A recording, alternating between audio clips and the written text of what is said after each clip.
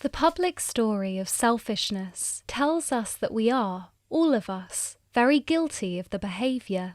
We are apparently incurably addicted to our own satisfactions and deserve to be compared unfavourably to pretty much any generation that ever walked the earth. It sounds compelling. Self-flagellation usually does. But the reality may be somewhat different. Whatever the risks of excessive self-absorption and inordinate pleasure-seeking, the real danger for most people is not that they too often ignore society and other people in the name of their own needs. It's precisely the opposite. That they constantly put aside self-exploration and authentic inner development for the whims of so-called respectable opinion and socially sanctioned duties and commitments. The chief problem is not that we're too selfish.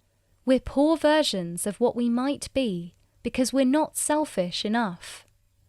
We spend our lives seeing people we have nothing in common with, working at jobs that don't make sense to us, craving the approval of parental figures who have other priorities, going to parties we fear, sucking up to colleagues we hate, going to films that bore us, parroting opinions we're suspicious of, taking holidays that we don't enjoy, and devoting ourselves to children who end up either indifferent or plain resentful about the care we've devoted to them.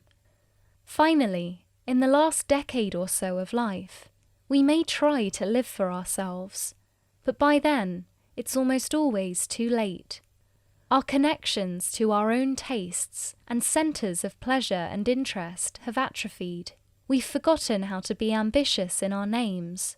We have frittered ourselves away through millions of demands. We are alive, but we hardly exist any longer. We settle on golf. A priority, while time allows, is therefore to acquire the skill of being politely but energetically more selfish. We should, from today, simply stop seeing people we dislike and stop worrying to such an extent about the opinions of strangers. We should focus on what feels meaningful to us. We should ask ourselves what we will wish we had done when we are on our deathbeds, and do it now. We should wonder what we would do next if we had blanket permission, and go ahead and do it anyway. We probably know the life we should be leading already. We have just been hoping, and should stop hoping, that someone or something would come down from the sky and give us a definitive seal of approval. We should acquire the art of being difficult, of smiling less, of saying no more often, and of leaving the room when we want to. The world won't fall apart if we neglect some of our commitments.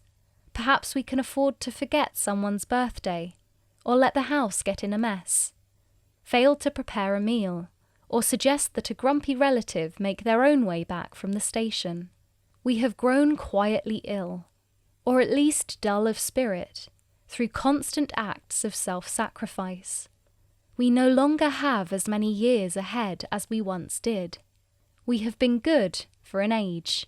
We have allowed our fear of boundless egoism to blind us to the importance of developing faith in ourselves. It may be time to take some baby steps towards intelligent selfishness. For more from the School of Life, you can subscribe to our channel and take a look at our range of products on our website.